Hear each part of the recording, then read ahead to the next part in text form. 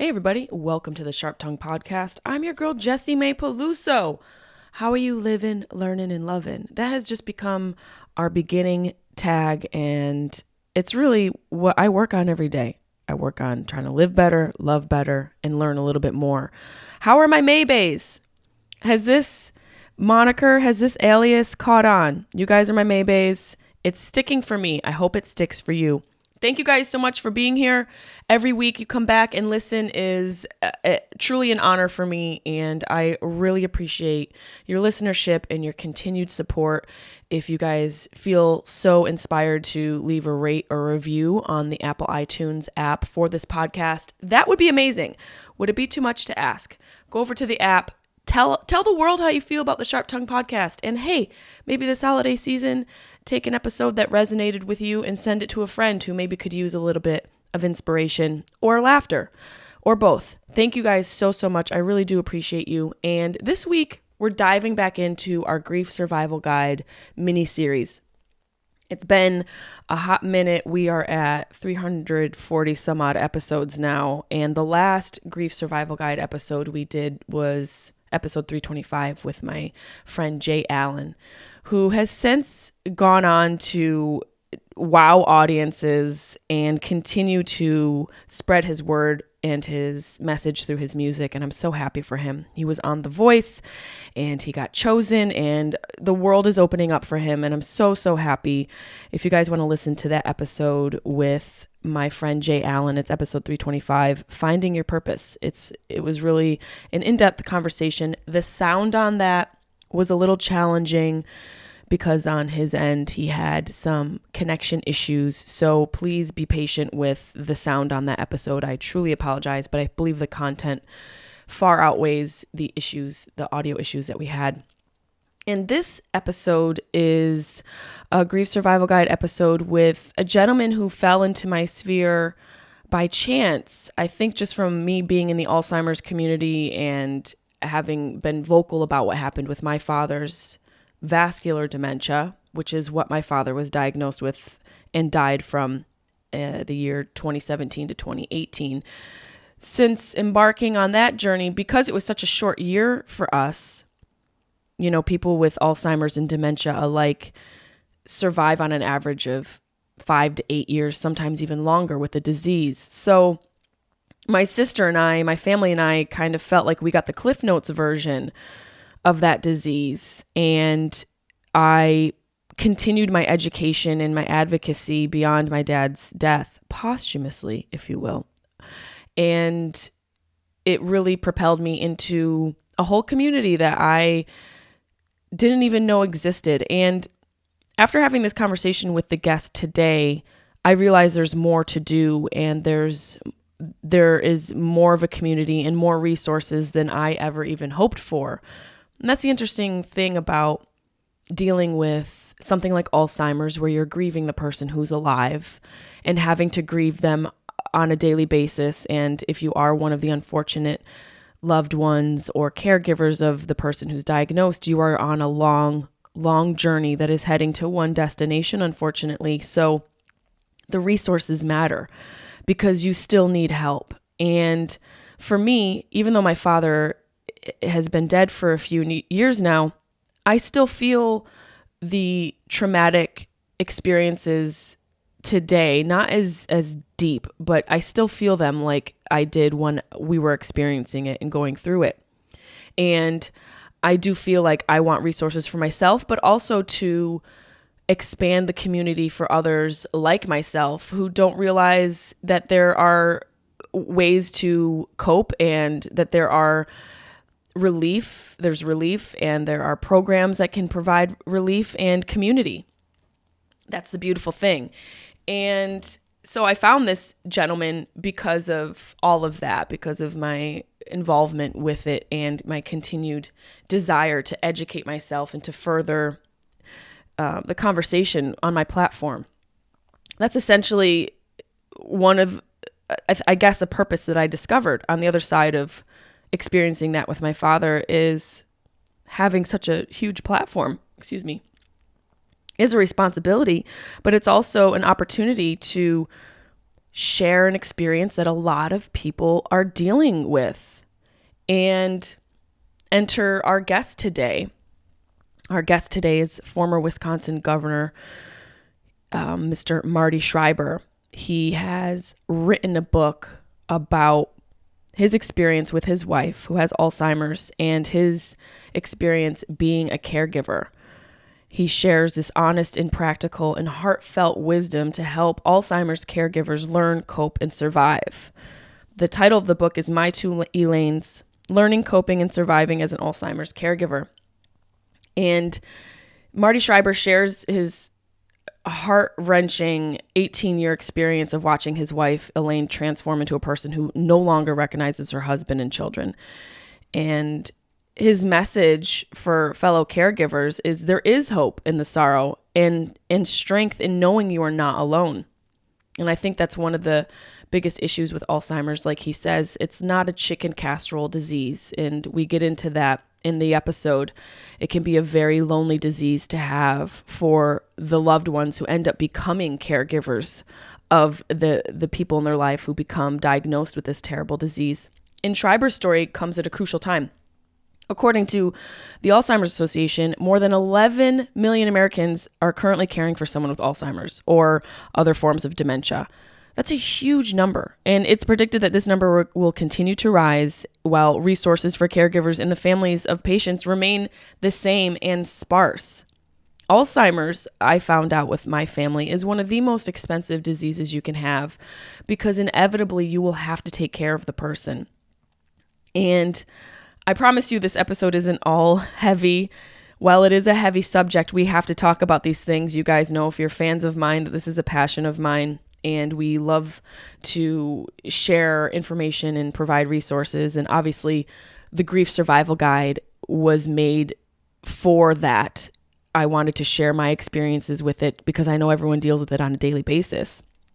And with Marty, he said, what I've learned over the past decade plus will, I hope, make a difference in your life and the life of your loved ones. I've hiked up the Alzheimer's mountain and have identified its dangerous areas. Am meeting you now on the way back down as you begin your own climb. Please don't take another step until you hear what I have to say.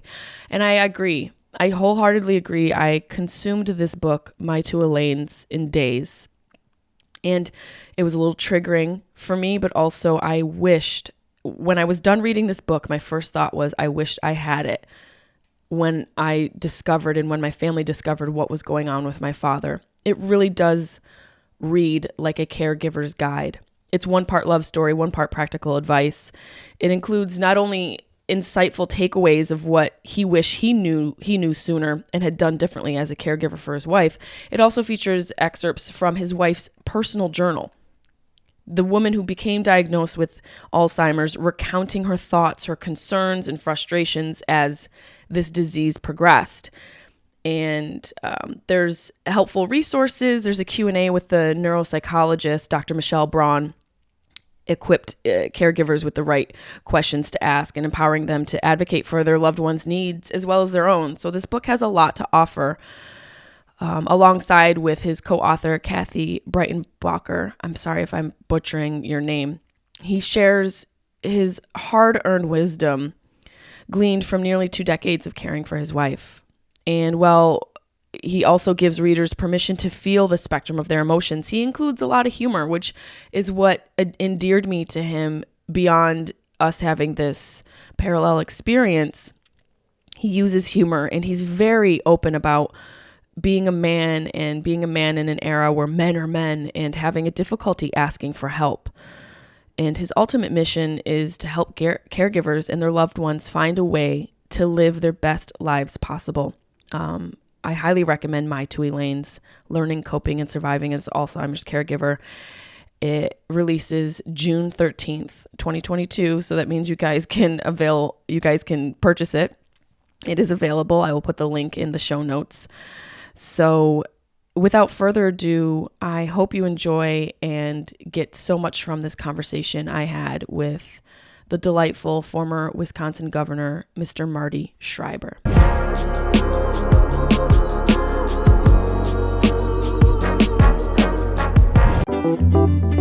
Sharp Tongue Podcast.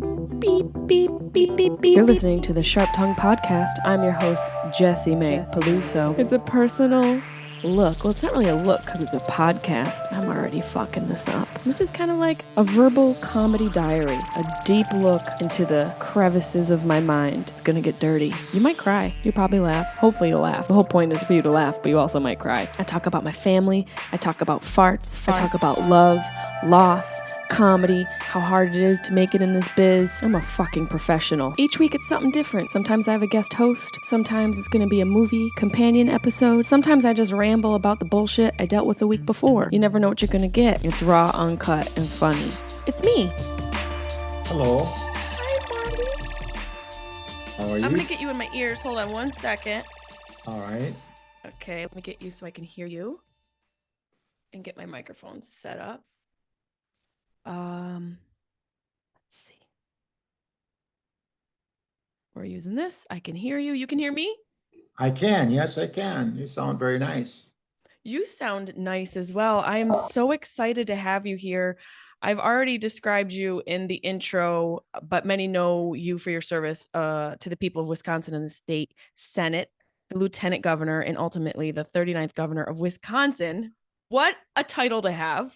And the author of My Two Elaines, which I devoured in a very short amount of time, learning, coping, and surviving as an Alzheimer's caregiver. And I'm so honored to have your time here with me. I have so many questions, Marty. First of all, you guys sent me a very thorough and helpful interview question packet. And I went through it and I also wrote questions based off of what I read. So I hope you can indulge me in going back and forth between what your publisher sent and what I have procured for this conversation.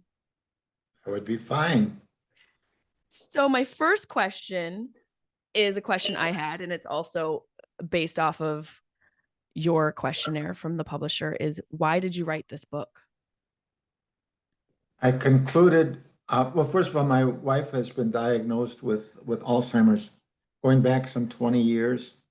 And it was an understanding that I received over the course of time that if there's one thing worse than Alzheimer's, it's ignorance of the disease.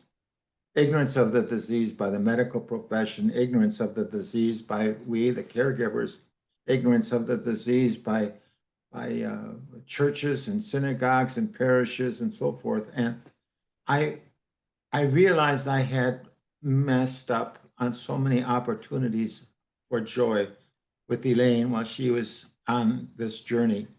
And I had seen so many other people experiencing the frustrations of caregiving that I felt I would just like to sit down and talk with other caregivers and say, I know you're going on this journey, and I know it's going to be arduous. It's going to be very, very difficult. But before you go, just sit down and listen a little bit, and let's just talk before you go on a journey. And I think before you go on this journey, I think I can make it a little bit easier for you and your loved one. That is exactly what I thought when I read this book, that I wish I had had it prior to my dad's diagnosis, because it is a journey that uncovers itself as it goes along, and there is really no guidebook that clearly helps the process that a caregiver or people who are loved ones of the ones who are diagnosed. You said something in your book. You mentioned not always coming out on top in your life. How did that prepare you, or how did it inform your experience with Alzheimer's with your wife by not always coming out on top? One of the, so Elaine, the woman I fell in love with when I was 14 years of age, or the girl I fell in love with, and then later, of course, married and 4 children and 13 grandchildren. When I would run for political office, she would be the hardest working campaigner. And if I would lose, she would never let me feel defeated. And I think it was that kind of inspiration she gave me about never feeling defeated, that was a guiding factor, both for good, but also for not so good.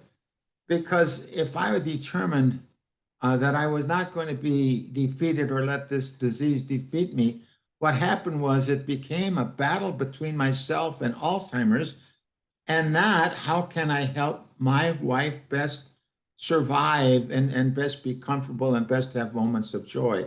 And so the fact that we had ups and downs, the fact that we had challenges, but also the fact no matter what the challenge was, Elaine gave me the inspiration of knowing that I was never defeated.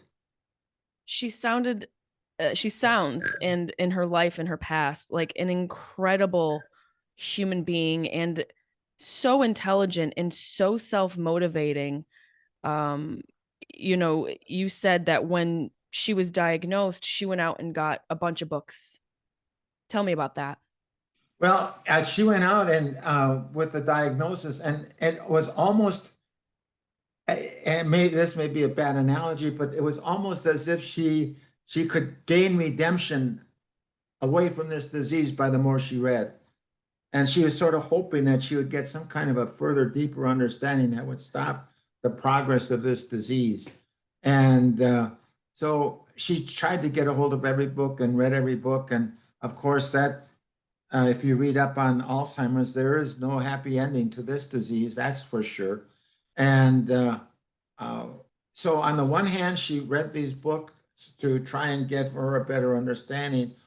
But at the same time, while she's reading these books, she's also keeping a diary, almost a daily diary of her experiences as she is traveling along her journey as an Alzheimer's patient. And so, between what she tried to understand about this disease and also what she helped me understand through her notes and diaries, proved to be just invaluable in helping me and I think others better have a deeper understanding of what it's like to be a person diagnosed with this disease and then continue forward. I couldn't agree more. Her diary um, excerpts are sprinkled throughout your book, and it's really interesting to have a front row conversation per se with someone who is experiencing this disease that has a one direction, as we both know. And because of that, because of the levity of this disease and how we know basically one way or another how it's going to end, because right now we do not have a cure. I read a lot about what helped you, but I would love my listeners to hear on their own. And I encourage them to go get the book as well. And I'll be putting the link in the show notes. You discussed it in your book, but what helped you cope with the revelation that your future would not go as planned? And what role did humor play in that journey for you? Well, humor, um, it takes a while for this disease to finally get into your mind to understand that you cannot fight this disease head on, that you have to change your direction.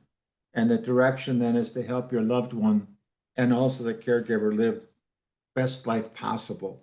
So I didn't think it was funny at all for a long period of time.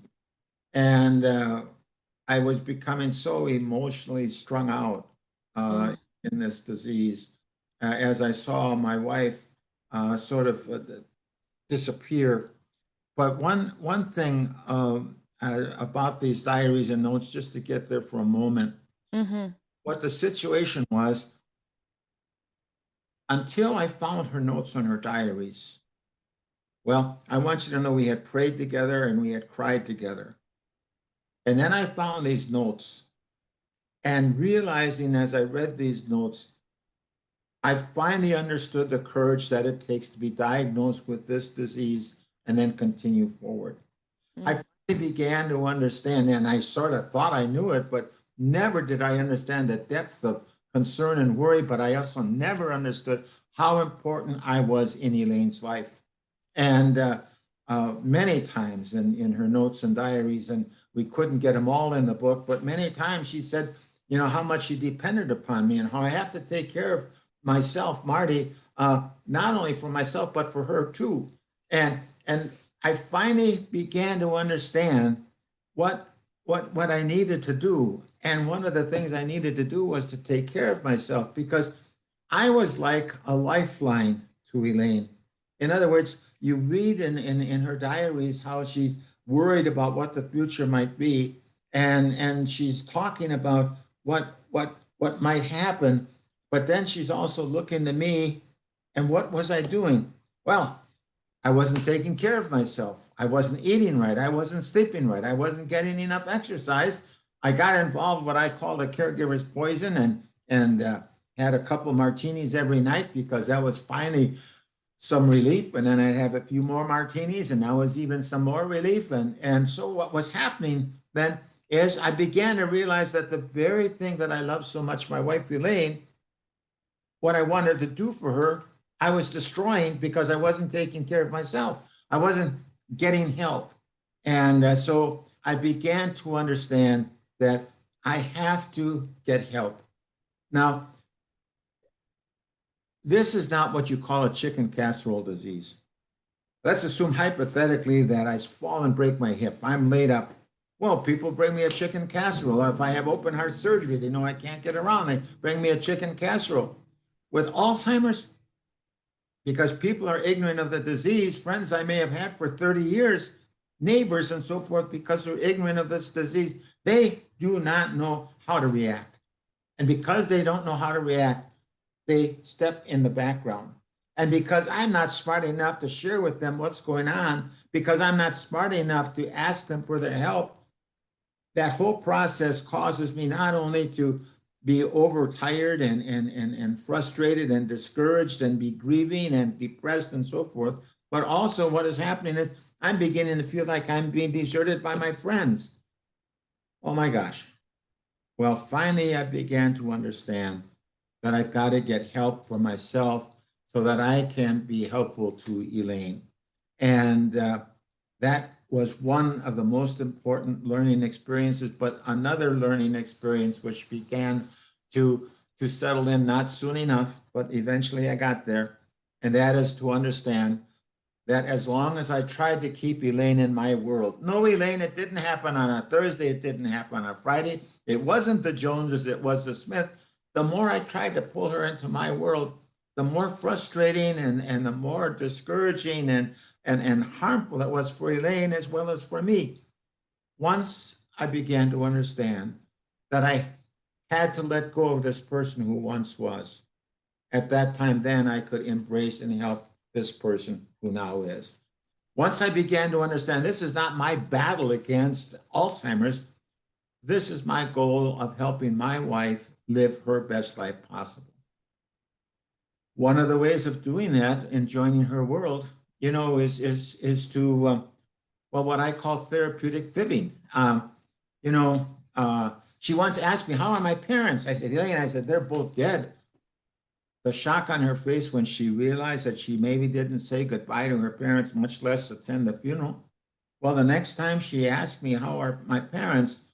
I promised myself I'm not going to put her through that agony again. So I said, "Elaine," I said, "your mom is doing great. She loves working at her church, and your dad likes the sports." Elaine says, "Oh, that makes me feel so happy." Well, that's what I call therapeutic fibbing. Therapeutic fibbing. And so there's 2 points on therapeutic fibbing. Number one, I tried it the first year of marriage, and it didn't work so good. But then also with therapeutic fibbing, I want people to know that if you go back to the time when Moses went to Mount Sinai to bring down the 10 tablets of the 10 commandments, I was there personally. And I saw on both of those times he went up and down, there is a footnote which says therapeutic fibbing is all right. Therapeutic fibbing is good. In fact, therapeutic fibbing may be required. And so I want people to understand that that's really in Moses' 10 commandments in the tablets, so they can feel that therapeutic fibbing is okay to do.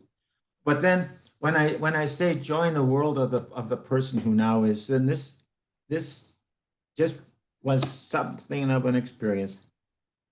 Elaine and I are having lunch at assisted living memory care, and and she begins to cry.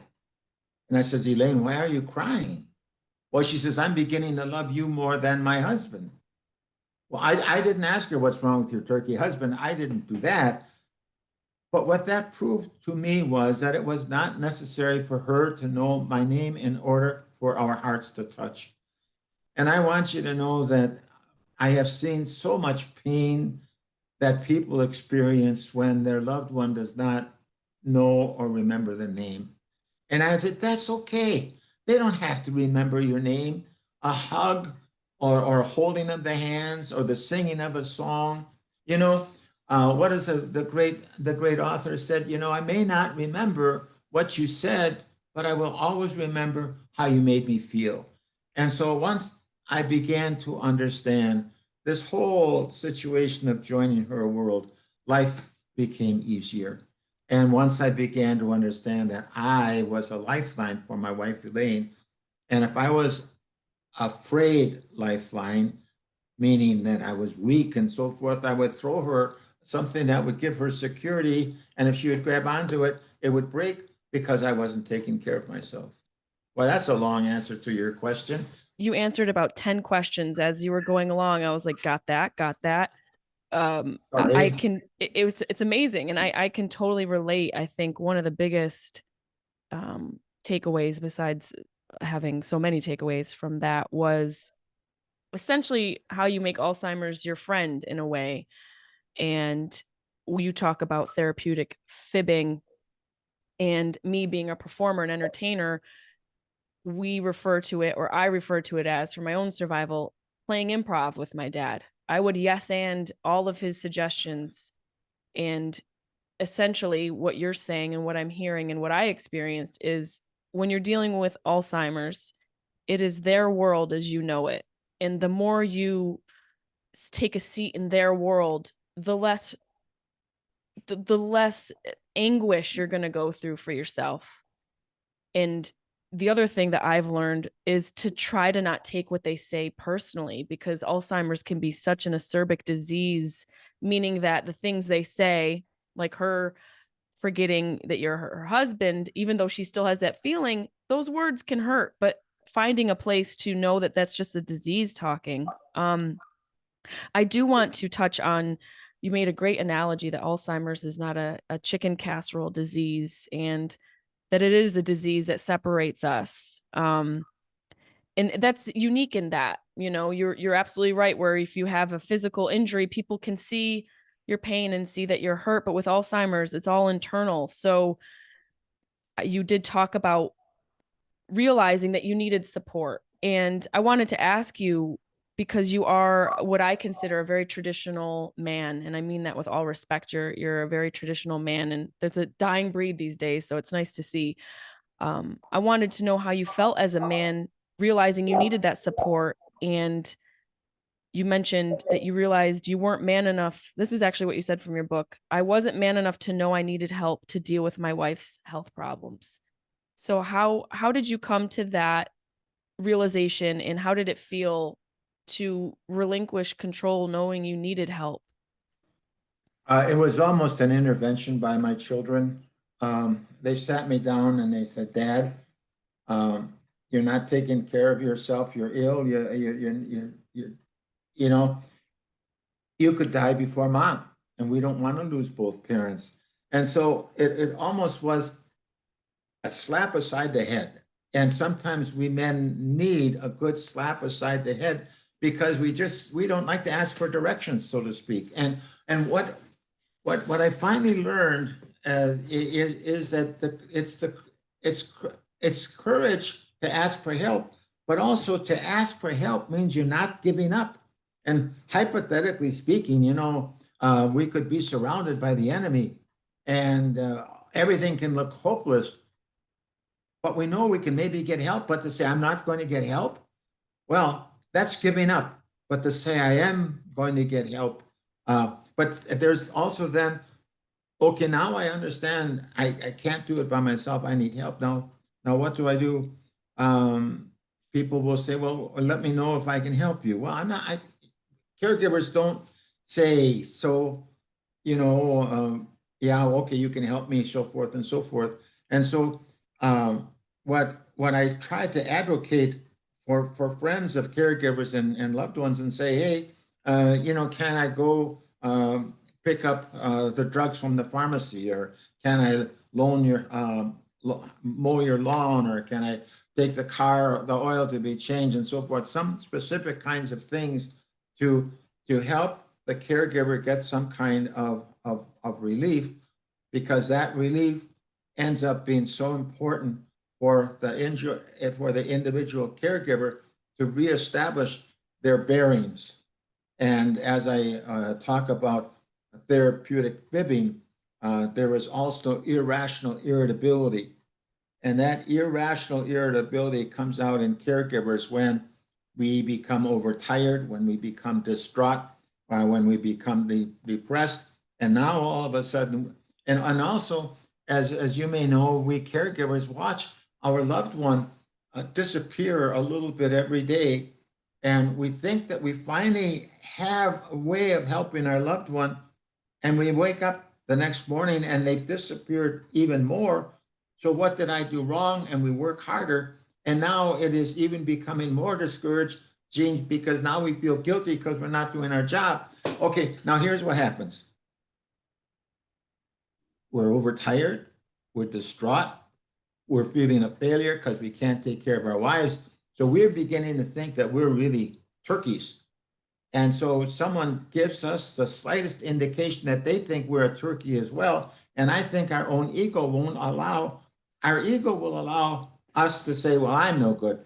But once someone else tells me that I'm no good, that's when these tempers flare up.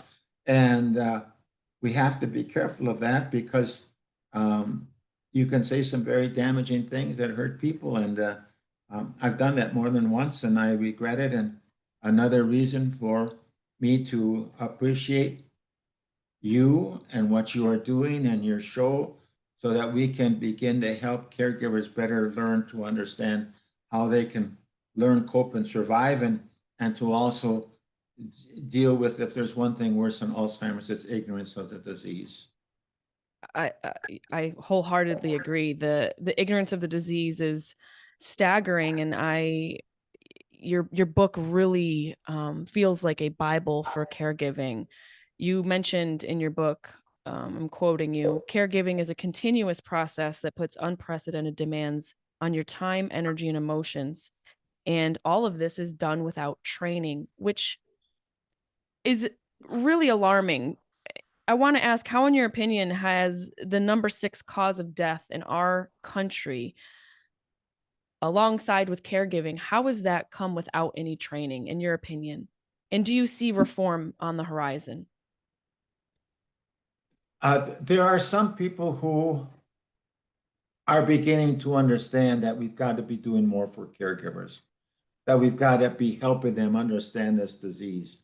And I think through the Alzheimer's Association, and then there is also the different areas. For example, it's the Aging and Disability Resource Center in the Wisconsin area, but I know that there are other or organizations like that. And then also what would be so important, I think, is if there is a diagnosis of this disease, there is an understanding that there are two patients. There's the person who is ill, and then there is the caregiver. And we simply have to understand it. One of the reasons is, and it would seem to me that the health insurance companies would want to really latch onto this in helping caregivers, because many times more than normal, the caregiver has an earlier death than they should have, even an earlier death than the person they're taking care of. And so they spent hundreds of thousands of dollars figuring what's wrong with Marty Schreiber. Before this, a generally healthful kind of guy, and now all of a sudden he's got trouble breathing. Can't go up and down stairs decently, and so forth and so forth. Well, I think it was the ignorance of the disease that didn't allow us to understand that there's something going on emotionally that is causing this illness. And I talk a little bit in the book about cortisol, which is Yes. a chemical, released just before adrenaline on fight or flee. And well, when you're under pressure and distress, your body releases cortisol. And if your body produces too much cortisol, it has a number of negative factors, not the least of which could be dementia itself. And so there again, we have to hammer home the point to caregivers, doggone it all anyway, take care of yourself. And don't come whining to me when you're not feeling so good about different things until you tell me that you're taking care of yourself, because that's really the first step in not only helping you take care of your loved one, but also the first step in helping you take care of yourself so that both of you can live your best lives possible. Absolutely. And realizing that there are resources, there are groups you can join. I will be adding links and resources in the show notes. And you had a very interesting comparison to being a caregiver. You compared it to being Rocky. Can you elaborate on that? Well, I'm sure Rocky Balboa is someone that maybe most of us have seen at one form or another in the movies and so on. But what you're doing is you're slugging away and you're trying to do your best, and then what happens is your loved one has a change in character or something. It's like incoming blows, and then you try and fight harder back, and then you get more incoming blows. You're beginning to lose your strength, you're beginning to lose your breath, and all of these things are happening. And oh, please, please stop. And it's uh, it's a matter of, won't someone please ring the bell so I can go back to my neutral corner and sit down and have someone throw some water in the face to give me some refreshment. But uh, make no mistake about it, if anyone watching is a caregiver, to understand it is really a tough job, and take it seriously.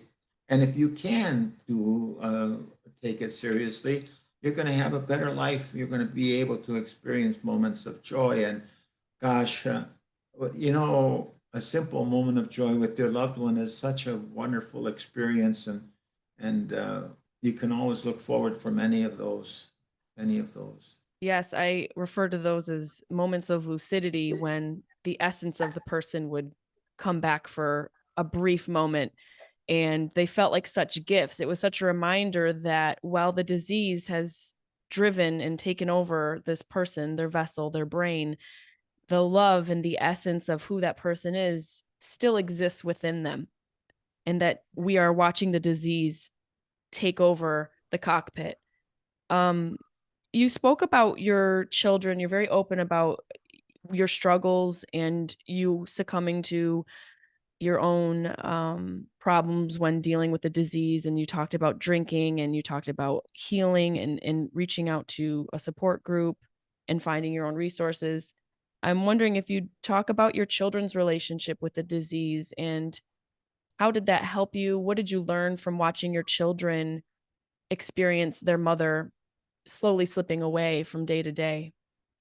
One of the things I found out reaffirming not to be a judge. I found out that everyone handles this disease, this grief, a different way. I also found out that I have no right to dictate to anyone how they handle this disease. So I have four children, and two girls and two boys, and each of them basically handled it a little differently. My one son wanted to remember mom as she was. So he would do anything for me, but when it came time to visiting with mom and so forth, he wanted to remember as she was. Uh, with my daughters, that was quite different. They wanted to be there, and my other son was sort of neutral in it all.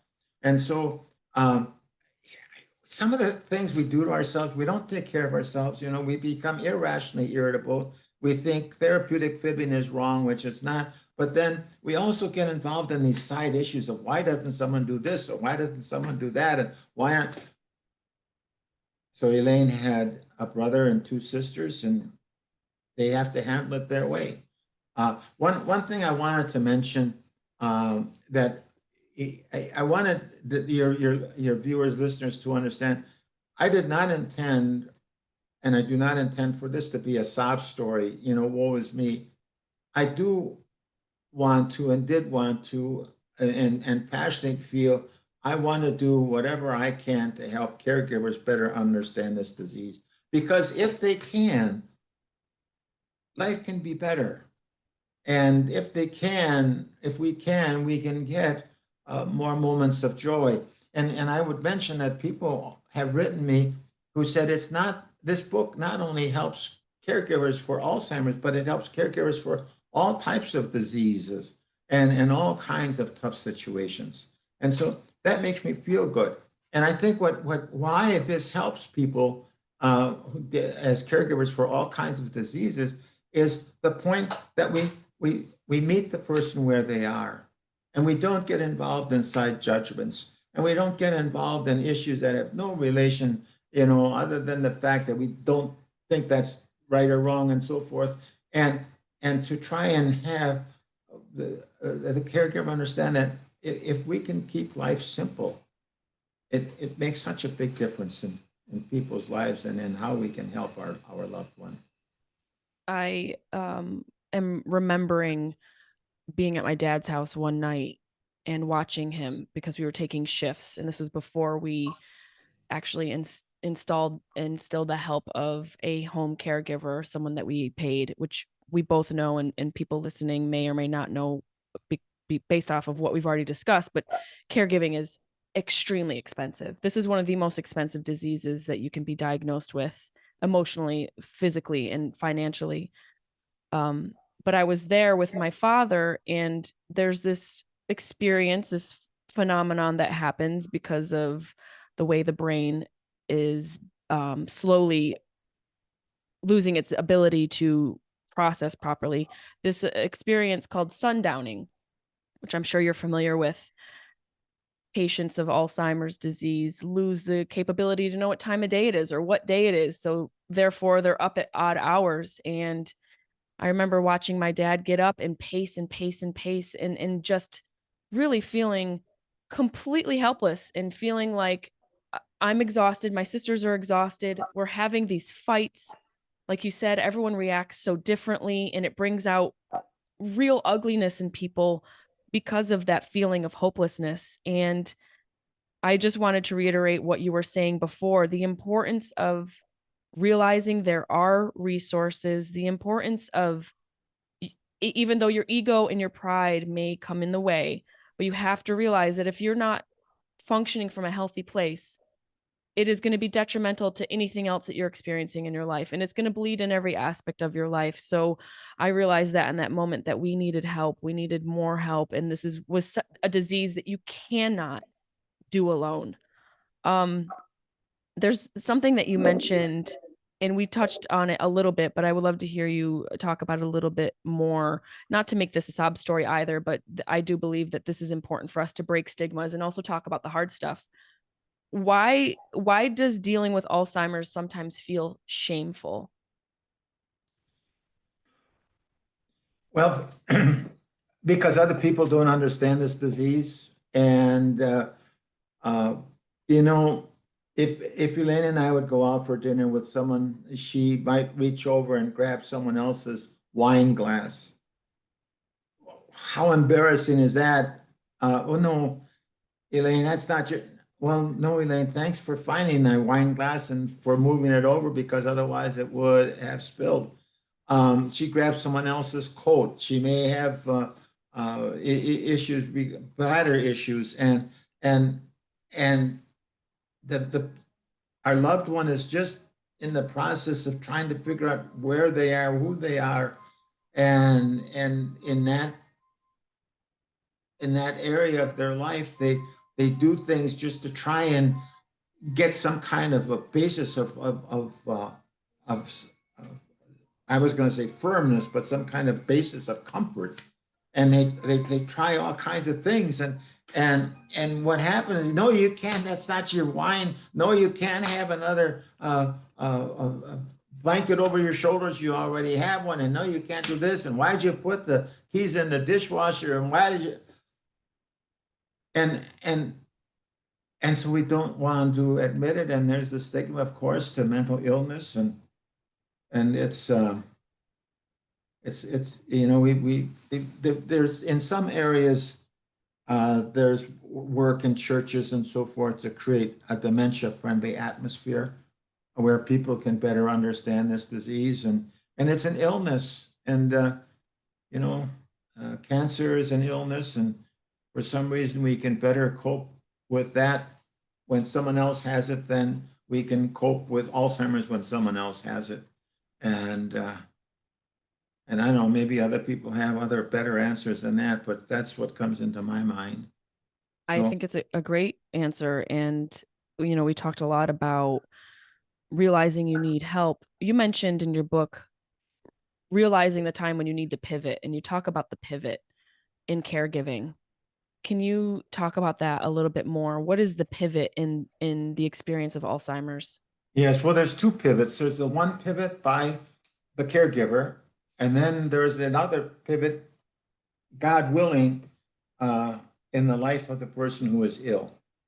And a pivot, of course, is where, in basketball, I'm over here and I pivot and I turn over in the other direction. And so for the caregiver, the pivot is finally getting to the point where you let go of this person who once was and understand this is a different person. And because of that, that's whose world you're going to join. And it doesn't happen just boom like that. You can be moving a few degrees pivot and maybe you go back and then maybe a few more. And so it's a very painful period of time. And I want to point out that in this period of time, now this is a side note, but it relates to the pivot. I had a friend who retired and he's enjoying his retirement. And he has dinner one night, he watches TV, and he dies of a massive heart attack. Well, what happens is there's the funeral, and people come to the funeral home and express their sympathy, their condolences. And they had the funeral and the cemetery, and there was closure. There was closure. As horrible as it was, there was closure. This person is now gone, and closure. And Alzheimer's caregiver never gets closure, although we see our loved one die just a little bit every day. And what happens in the course of this pivot, we don't realize that. We may know we're maybe depressed. We know that we have anxiety. We know that we're frustrated. We know that we may feel like we're failures and not able to handle things. But it took me a while to really confront the fact that I am in the process of grieving. And so when I visit with caregivers, I said, please understand, you are also going through, on top of everything else, a grieving process, and we have to confront it. We have to confront that grieving process because it's there, and if we can confront it and cry with it and have discussions with our loved ones about it, it's going to make such a big difference. Then the other aspect of the pivot, this is the pivots that made by our loved one who is ill. And when you read Elaine's diaries and her notes, you're going to see in there where she is beginning to accept her Alzheimer's, and then she's beginning to deny she has Alzheimer's. She begins to tell me how important I am in her life.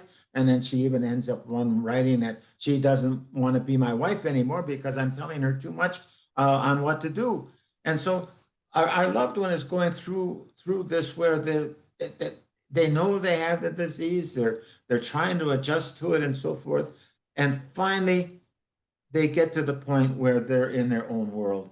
And that's the pivot of the person who is ill. And I dare say that Elaine was more comforted once she made that pivot. And I will tell you that she is very disconcerting and just very uneasy and worried in the process of moving into that point where she got into her own world. And so anyway, let me just tell you a quick story if we have time. Yeah. 20 years ago, when Elaine was first diagnosed with this, Alzheimer's could not be cured or delayed or prevented. Today, Alzheimer's still cannot be cured, delayed, or prevented. But I want you to know, in Elaine's instant, for a moment, that there was a time when they thought she was actually getting better. And the reason that they thought she was getting better was because we were having lunch again in the cafeteria at assisted living, and we're sitting there, and she begins to tell me how intelligent and how good looking I am. Well, right next door to me, right next at the next table, there's a doctor and a nurse. And they said, Elaine Schreiber is getting better because she knows how intelligent and how good looking her husband is. And because of that, they wrote a letter for the New England Medical Journal. And they wrote an article saying Elaine Schreiber is getting better because she knows her husband is intelligent and good looking. They are no dummies at the New England Medical Journal. They wrote back and they said, you have to show 3 things where someone is getting better. You only showed 2 things. So there. Well, as happenstance would have it, a little bit of time went by, and we're sitting there having lunch, and by happenstance, the same doctor and the same nurse over there. So now Elaine gets on one of these tangents. How did we meet? How did we meet? How did we, Elaine? I said, when we were 14 years of age, 14 years old, we were in Latin class together, and I fell in love with you right away. And I said, I wanted you for my wife. And I said, I knew that you would make an excellent life partner. And not only that, Elaine, but if any boy got within 50 feet of you, I bopped him on the head. She looked at me, she says, you're a bullshitter. So, well, now they have the 3 things, okay? So if you go to the New England Medical Journal, probably in the March or April issue, you're going to see this article on Elaine Schreiber getting better. That's for sure. So one other aspect of this, and you know, we don't want this to be a sob story. We want the people, our readers, to understand that there are positive, good things in this book that will help them. But also, one of the unique things is that this journey takes us to places we never thought we would be. I never thought I would be with you on this day, you know, talking about Alzheimer's. I never thought I would have lunch with someone who I had lunch with today, talking about this disease, on how we might do things in the future. And that reminded me of when I was elected to the state senate back in 1962, and I was on the state senate education committee. And so what my responsibility was one day was to go to Washington, D.C., and attend an education committee meeting on the national level and come back. I could do it in the same day. So if you are familiar with the map of the United States of America, you will see that we are east of Washington, D.C., and Detroit also is east of Washington, D.C. So anyway, so now it's 5 o'clock in the morning. I'm getting on this 5:30 flight to go to Washington, D.C. to go to my meeting. And as I get on the airplane, there's this very distinguished gentleman in front of me, and he says to the flight attendant, does this plane stop in Detroit? He says, yes, sir, we stop in Detroit. People get off the airplane, people get on. Now we go on to Washington, D.C. He said, I have to get off in Detroit. She said, fine. No, he says, I have to get off in. She says, yes, sir. No, he says, I'm inclined to fall asleep. If I fall asleep, what's going to happen is I'm going to miss getting off of this airplane. Do you promise you get me? She says, he says, are you sure? She says, sir, I promise I will get you off of this airplane in Detroit. Well, now we land in Washington, D.C. And here this distinguished looking gentleman is getting off of the airplane. And as he gets off of the airplane, he berates the flight attendant like I had never heard anyone berated before. Oh my gosh, I just never heard. So I follow up and I said, oh, I said to the flight attendant, that person was really, really angry. And she said, he's angry. You should have seen the fellow I put off in Detroit. The point of the matter is that this disease takes us to places we never thought we would be. Our loved one leaving us with this disease leaves a gigantic hole, but we are going to be meeting people in the process who are going to be wonderful, helpful people who are going to sort of help fill up this hole just a little bit, help ease a little bit of the pain. And we've got to be alert and watchful for those kinds of experiences. And oh my gosh, when I look back on these 20 years and then I think of what other caregivers are going through, my heart goes out to them. And I say, we're with you, you're heroes. I know you're doing your best. The holiday season is here, and it makes it particularly strenuous, but by the same token, just know you've got good memories, you've got opportunities to look for and search for moments of joy, and even new kinds of places where you can maybe be of help to other people as well. I think that's beautiful, and I couldn't have said it better myself. I just have a couple more questions for you. How can How can my listeners and viewers support those who are caring for Alzheimer's patients? I think one of the most important things any friend can do for a caregiver is that simply number one, acknowledge what they are going through. Acknowledge that it is something that you can't explain unless you live it. You just can't explain it unless you live it. And so if we can be acknowledged in understanding that we've got a tough road ahead of us, that's going to make all the difference in the world in the beginning.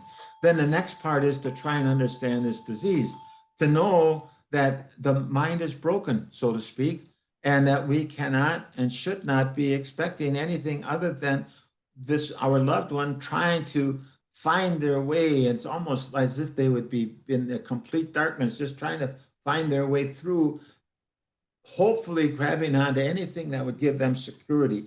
So anything that a friend of a person who is ill with Alzheimer's, anything that they can do to give them of comfort, whether it's holding their hand, going for a walk, just sitting and chatting, or even sitting and saying nothing, or singing a song. In other words, that personal kind of contact. It doesn't have to be anything other than just a simple.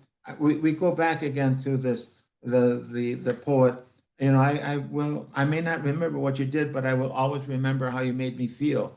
And so for a friend of a caregiver, for a friend of a person with Alzheimer's, to understand that feelings become so important, and that's joining the world of the person who is ill. So if it's 9:30 in the morning and the person wants a glass of wine at 9:30 in the morning, you don't say no.